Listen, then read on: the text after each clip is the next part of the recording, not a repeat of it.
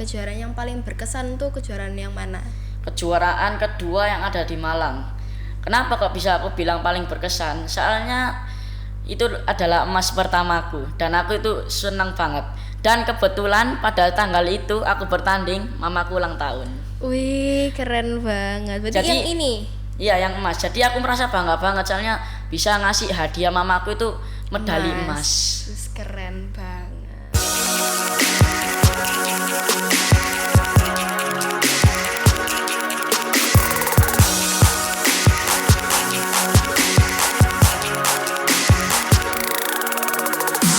Halo teman-teman Spenfora, kembali lagi di MIS Media Inspirasi Siswa Spenfora. Bersama saya Anandini Kirana Ramadanti atau Andin dari kelas 7C yang akan menemani kalian pada episode kali ini.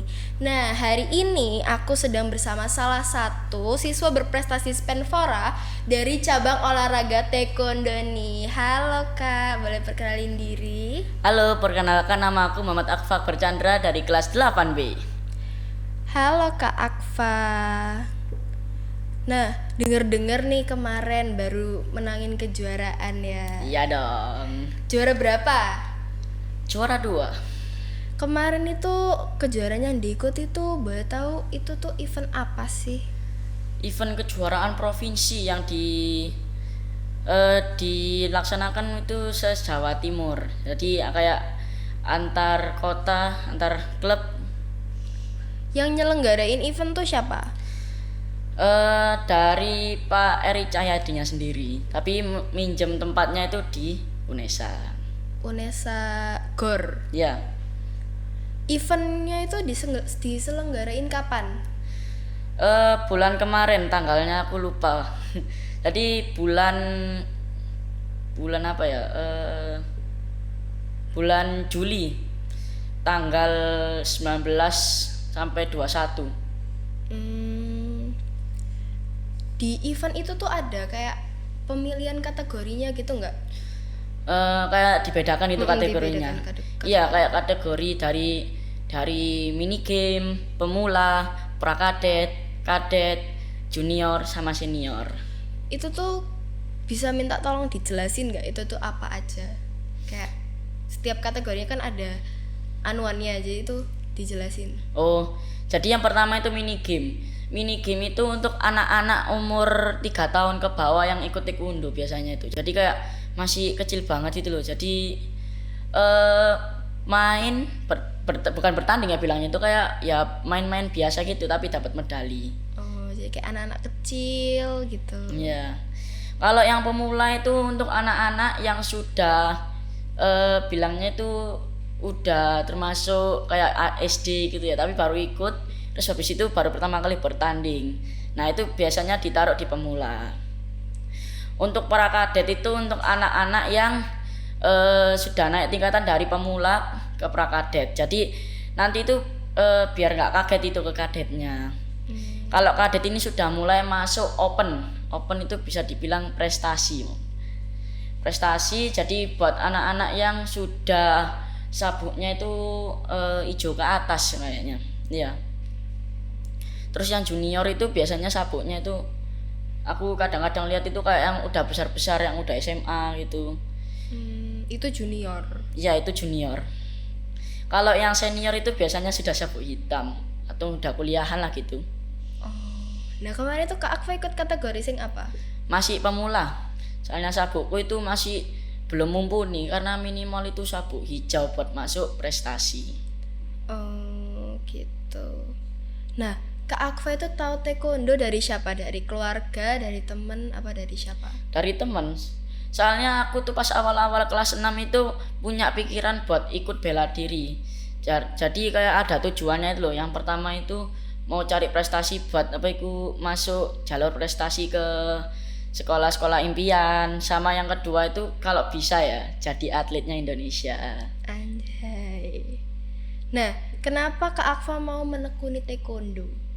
Ya itu tadi, aku itu ngejar prestasinya, sama aku juga punya tujuan, nggak hanya mau cari prestasinya aja, tapi objektif yang lebih tinggi. Kalau misalkan jadi atletnya Surabaya itu kan ya termasuk keren juga kan. Iya. Nah, kan kakak tuh sering ikut kejuaraan lain selain kejuaraan ini. Iya. Mau ngikut-ikut kejuaraan gitu kan berarti harus ada persiapan yang matang tuh. Iya. Persiapan yang Kak Akfa lakuin tuh apa aja?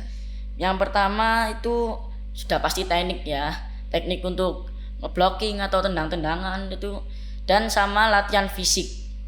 Kalau fisikmu lemah ya udah, kamu ya dikalahin musuh ya tinggal tendang sekali sudah tepar kamu. Nah, Kak Ava tuh berarti kalau ikut klub di luar sekolah ada latihan rutinnya gitu tuh. Itu Ada. tuh kapan aja? Hari 4 kali seminggu, hari Selasa, Rabu, Jumat sama Sabtu. Tapi kadang-kadang kalau ada tanding itu di drill, jadi lebih dari 4 kali. Iya. Itu berarti habis pulang sekolah kalau gitu itu. Enggak. Latihannya. Malam, aku latihannya itu malam. Jadi kayak dari jam 7-an sampai jam 9. Tapi kalau kalau misalkan latihannya itu pengen itu kayak misalkan persiapan tanding gitu malam biasanya sampai setengah 10. Nah, cara Kak Akfa membagi waktu antara sekolah sama latihan taekwondo apabila mau menjelang pertandingan tuh gimana? Bukan Ya sekolah sih, lebih tepatnya kayak misalnya kalau ada tugas gitu Belajar. kan. Nah, belajarnya tuh gimana? gini, karena aku kan ini jarak waktu antara aku pulang sekolah dan latihan kan cukup lumayan lah ya. Iya, Mungkin 3. setengah 3 sampai jam 7 berapa jam itu? 3,5. 4 ya. 3,5 sampai 3,5 4. ya. 3,5 sampai 4. Nanti itu aku bakalan buat 1,5 jam itu tak buat ngerjain tugas-tugas yang ada di sekolah. Nanti sisa waktunya aku buat untuk istirahat sebentar. Gitu. Jadi kalau misalkan lagi latihan itu nggak gampang capek gitu. Jadi udah fresh gitu loh ya. Udah bilangnya. fresh, terus kayak udah lega gitu nggak sih tugasnya udah selesai Iya. semua. Nah, alasan atau backstory Kak Akfa ikut taekwondo itu apa sih? Ya gimana ya bilangnya ya. Buat buktiin semua orang aja sih kalau misalkan aku itu lebih dari apa yang mereka lihat, karena aku itu dulu tuh sering dianggap remeh gitu ya bilangnya itu, bukan nggak sampai dibully ya, cuman dianggap remeh aja sih. Maksudnya kayak diceng-cengin gitu Iya, kan. kayak, nah aku tuh dulu itu sebelum ikut taekwondo lemah banget, sampai di apa ya, ada nama panggilan buat aku sendiri gitu loh, jadi kayak lebih ke unsur menghina gitu. Iya, kayak menghina soalnya kan ya gitu ya, kayak lemah. Iya. Terus kayak Ya, sering jadi- dikata-katain gitu. jadi aku Apalagi mau- SD ya. Dari SD kelas berapa ya, kelas 5 ya. Terus akhirnya aku tuh punya inisiatif buat masuk taekwondo ya, biar gitu, Biar nggak biar nggak usah- diejek-ejek gitu. biar nggak dihina lagi gitu. Nah, syarat dan kriteria untuk bisa jadi atlet taekwondo tuh apa sih? Ya yang pertama itu kamu tuh harus konsisten dulu gitu. Iya sih, kalau nggak konsisten susah sih. Kebanyakan orang-orang itu pengen enaknya aja, kayak aku ikut taekwondo ingin biar jadi atletnya Indonesia, tapi dia tuh males-malesan, dia tuh di rumah cuma tidur, makan, mandi, tidur gitu aja kesehariannya.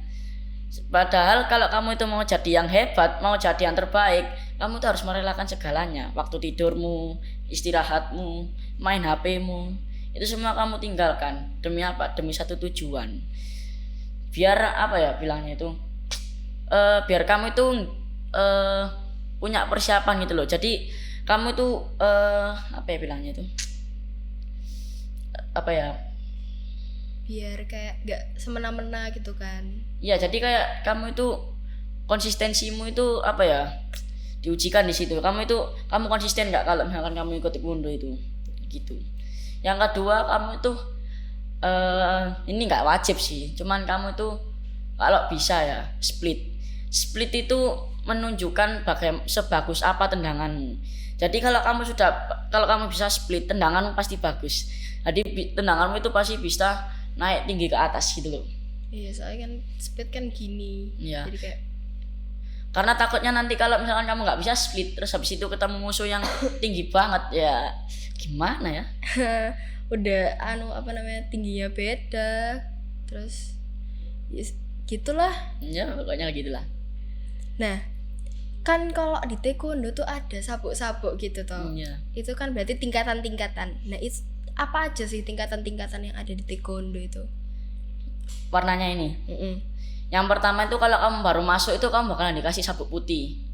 Habis itu kamu tuh bakalan ada ujian kenaikan sabuk. Itu tempatnya itu random sih, nggak tetap di satu tempat. Jadi kayak kamu itu dari seluruh taekwondo se-Surabaya ya, kamu itu bakal dikumpulin. Terus habis itu kamu itu bakal ada juri di depan buat ngeliat bagaimana sih gerakanmu itu.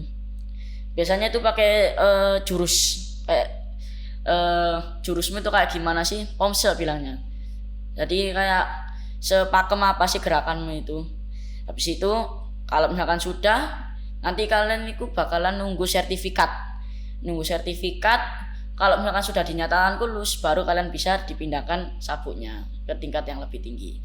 Jadi warnanya itu ada warna putih. Yang kedua itu ada warna kuning. Yang ketiga kuning strip hijau. Yang aku pakai ini loh.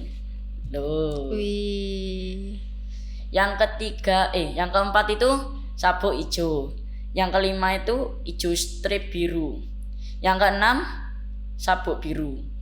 Yang ke-7 itu biru strip merah. Yang ke-8 itu merah. Yang ke-9 itu merah strip hitam 1. Yang ke-10 itu merah strip hitam 2. Habis itu yang ke berapa ini lupa aku. 10 kayaknya. 10 ya. Yang ke-10 itu sabuk hitam. Habis itu sabuk hitam masih ada tingkatannya lagi. Wih, berarti banyak banget ya. Dan itu ada juga kayak minimal latihan berapa bulan buat bisa ikut itu kenaikan sabuk. Biasanya itu 3 sampai 6 bulanan gitu baru bisa naik. Terus kalau mau naik itu harus ada sertifikatnya dulu ya, kayak tanda resmi. Iya, tadi kamu itu kalau misalkan habis ikut itu ya, ikut ujiannya, kamu tuh nggak boleh langsung ganti sabuk, harus nunggu sertifikatnya dulu. Aku aja ini pas pertandingan kemarin itu sertifikat belum dikasih, akhirnya aku masih pakai sabuk kuning. Gitu.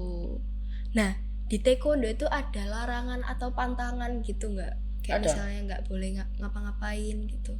Ada. Jadi kalau kamu lagi bertanding itu ada banyak sih sebenarnya. Kalau misalkan dalam tendangannya, kalau kamu nendang itu gak boleh di bawah pinggang, minimal di atas pinggang sampai di kepala.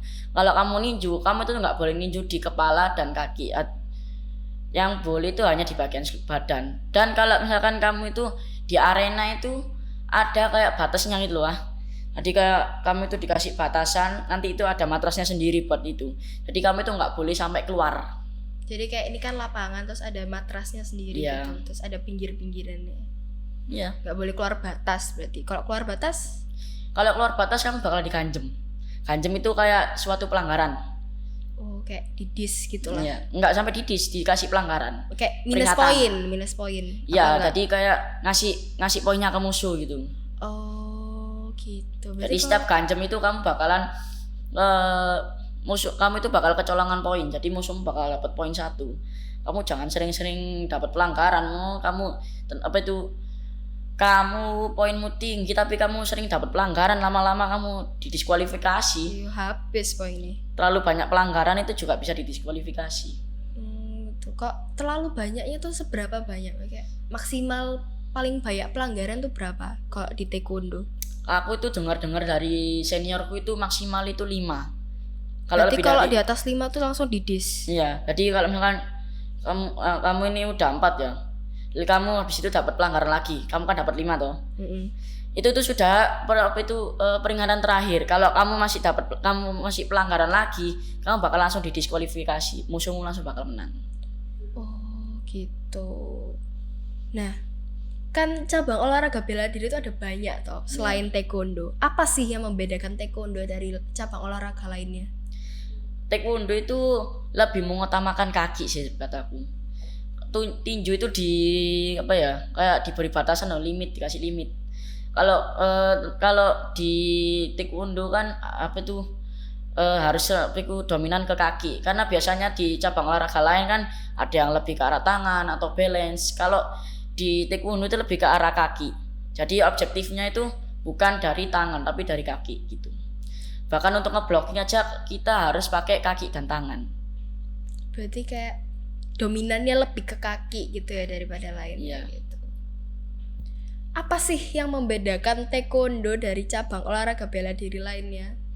Karena taekwondo itu lebih ke arah kaki ya, mendominasi di arah kaki. Kalau tangan itu dikasih limit lah ya, kan cuman di arah badan doang. Karena apa bedanya dari yang lain, dari cabang olahraga lain? Karena kebanyakan olahraga lain kan lebih mendominasi tangan atau enggak itu kayak balance tangan dan kaki. Kalau di taekwondo itu lebih ke arah kaki, jadi objektifnya itu di arah kaki semua. Ngeblok juga kadang-kadang itu harus pakai kaki sama tangan, saking mendominasinya kaki itu. Oh gitu. Nah, selain taekwondo tuh ada nggak olahraga lain yang Kak Akfa sukai gitu maksudnya? Nggak Selain ada. taekwondo. Nggak ada. Taekwondo pujaan tok. hatiku. Wih. Nah, tentang peralatan wajib. Kok di taekwondo tuh ada peralatan wajibnya gitu nggak? Ada. Pertama helm ya sudah pasti ya, biar kalau misalkan tendang kepala kamu nggak tepar. Habis itu perlindungan badan atau bilangnya itu body. Tahu body? Ini tuh yang kayak apa sih, kayak empuk-empuk gitu terus Nah, iya. dipasangin di sini. Kamu pasti biasanya lihatnya di silat ya. Iya. Nah, terus habis itu ada perlindungan bagian tangan sini. Jadi kayak biar tanganmu itu kalau misalkan buat ngeblokin itu ya gitu biar aman aja. Soalnya banyak dari seniorku itu tangannya itu dislokasi. Cedera gitu. Iya. Gara-gara ngeblok. Jadi kemarin juga pas pertandingan ini juga yang pertandingan ini ya, yang di Surabaya. Seniorku itu tulangnya yang sini masuk ke sini. Gara-gara nggak pakai itu. Bukan karena nggak pakai itu ya. Melingse. Karena tendangan musuhnya juga nggak saling kuat banget ya. Jadi kayak tulangnya itu memang dari dulu itu sudah cedera ya, tapi udah sembuh lah lumayan lah. Tapi habis itu kena lagi dislok gitu. Terus naik gitu. Jadi perlindungan ini kayak mengurangi resiko gitu loh. Kamu aja pakai perlindungan aja masih dislok, apalagi nggak pakai lo. Iya. Yang kedua itu perlindungan, aduh bilangnya gimana sih? Perlindungan apa? Oh, itu ada sendiri. Ada. Jadi kalau laki-laki sama perempuan itu dibedakan bentuknya. Terus habis itu lanjut ke arah kaki. Jadi kayak di area lutut gitu ah. Kok kayak lutut sih? deker gitu. Kok lutut sih, apa sih bilangnya? Bagian lutut sih. Apa? Betis. Bawahnya lagi. Bawahnya betis. Tumit. Hah? Ya namanya ya kayak deker lah, kayak deker. Jadi kayak gitu. Jadi ya kalau misalkan orang-orang nggak sengaja dapat pelanggaran karena nendang di kaki, ya aman-aman aja.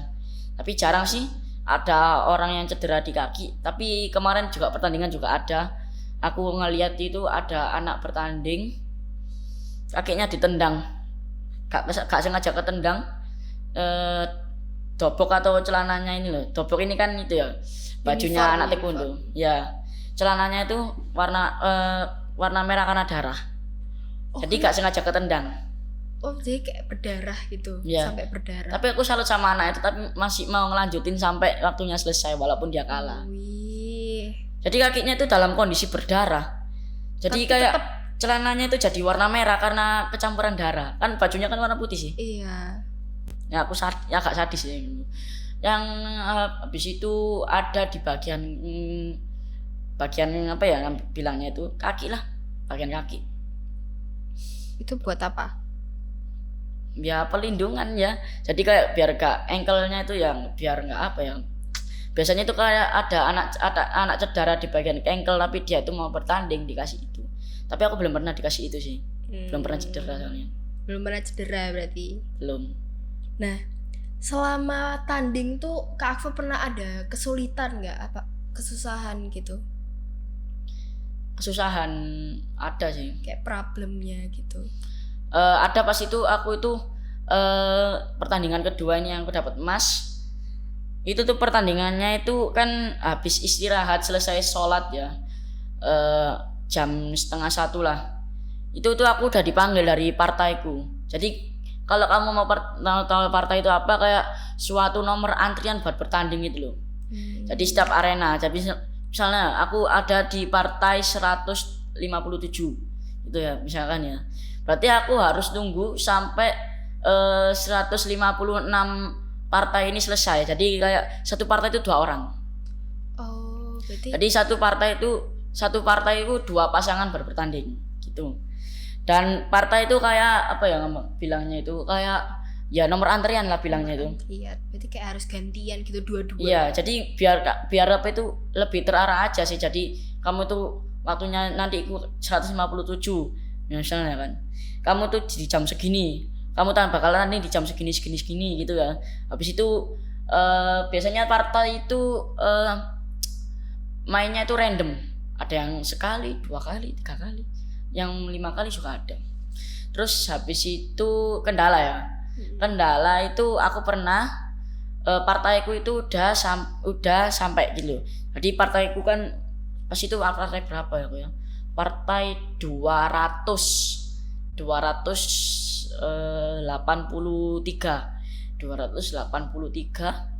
Aku tuh udah turun, udah ngasih kayak ngasih pendaftaranku ke panitianya. Sabamku kan, karena aku kan juga pasti punya teman tuh yang ikut bertanding juga.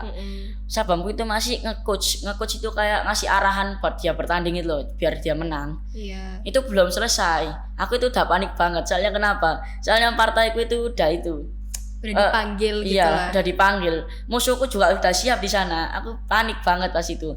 Tapi akhirnya nggak lama setelah itu sabamku datang.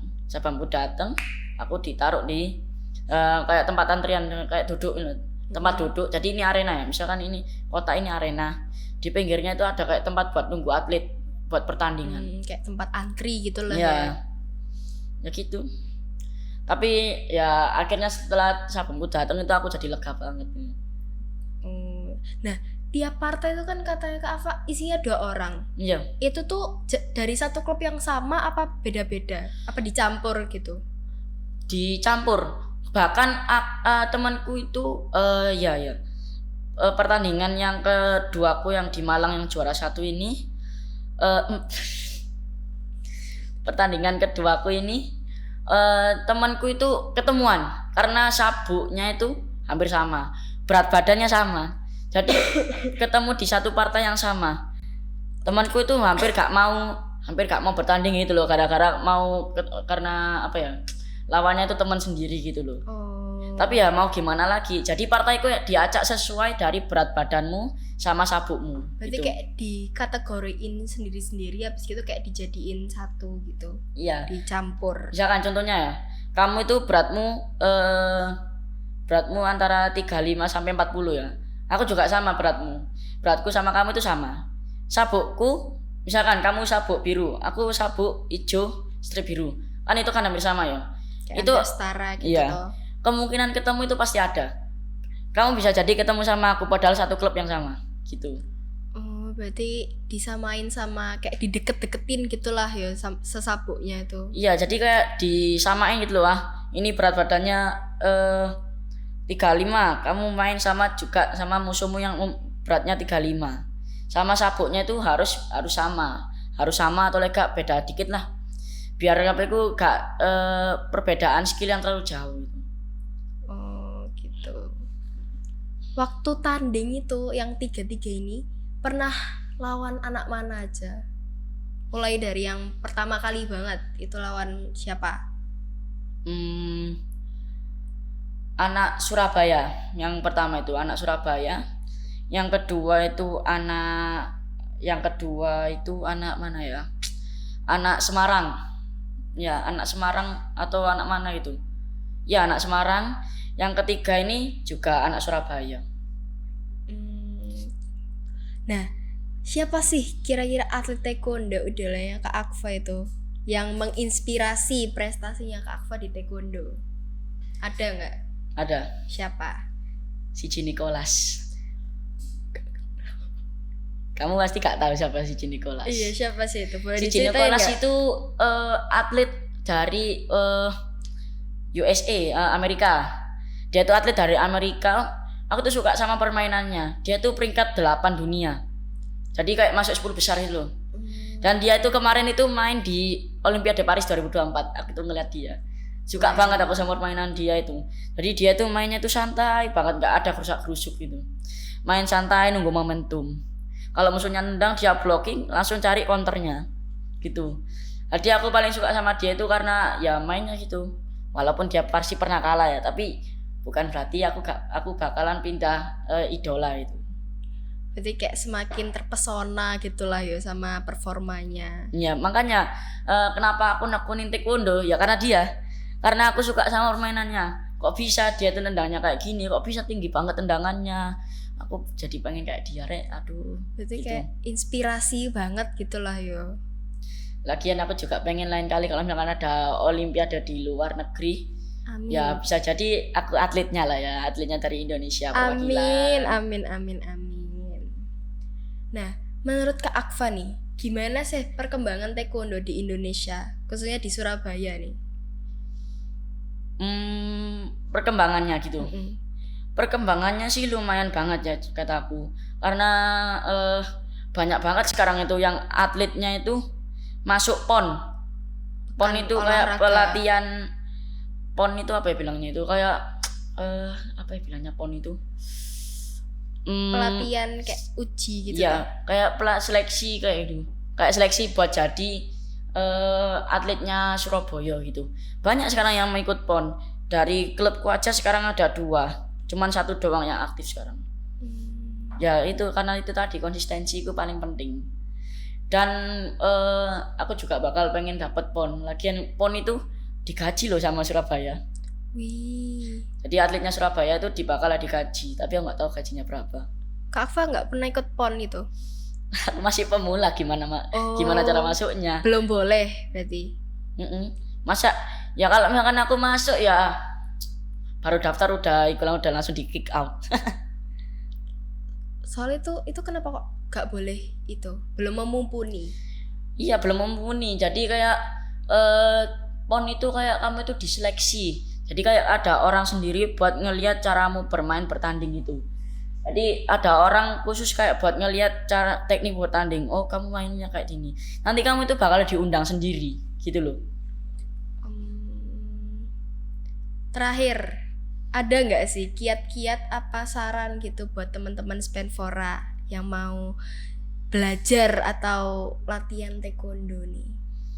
Buat Yang kalian ya. mungkin Buat kalian yang mau ikut taekwondo ya, apa ya? Yang pertama itu kalian itu harus siapkan mental dulu, karena mental itu yang paling utama. Meskipun kamu itu apa ya? Kamu itu nomor 1 di dunia ya bilangnya, misalkan kayak gitu ya. Skillmu itu udah melewati dari semua orang, tapi kamu itu nggak punya mental. Skillmu itu ya bakalan runtuh semuanya karena mentalmu sendiri. Jadi yang pertama itu kamu itu harus siapkan mentalmu dulu. Yang kedua konsistensi. Konsistensi itu biar kamu itu mengasah apa sih kesalahanmu gitu. Dan yang ketiga, kalau kamu dalam pertandingan terus kalah, kamu itu jangan minder. Karena kenapa? Kamu itu kalah itu bukan berarti kamu itu balik dari 0, tapi kamu itu sudah kembali tapi dengan pengalaman gitu. Jadi kamu itu nggak usah, aduh aku kalah Rek, aku gak mau ikut tanding lagi. Jangan gitu. Justru kamu kalau kalah itu kamu bisa ngelihat kesalahanmu di mana. Oh ternyata kesalahanku itu ada di tendanganku. Oh ternyata aku itu kurang ngeblocking. Itu tuh malah jadi motivasimu sendiri buat kamu jadi yang terbaik. Terus ya mungkin buat Spenfora lah ya. Buat Spenfora kalau bisa ada O2SN buat taekwondo lah. Jadi ya nggak apa-apa ya, pengen aja gitu kalau misalkan ada pertandingan dari sekolahnya langsung gitu. Jadi kayak asik aja gitu. Jadi kayak seleksi ada teman-temannya gitu kan, jadi kayak asik gitu ya. Nah, mungkin segitu aja ya episode Miss kali ini. Jangan lupa like, share, dan subscribe. Sampai berjumpa di episode Miss selanjutnya. Terima kasih. Bye.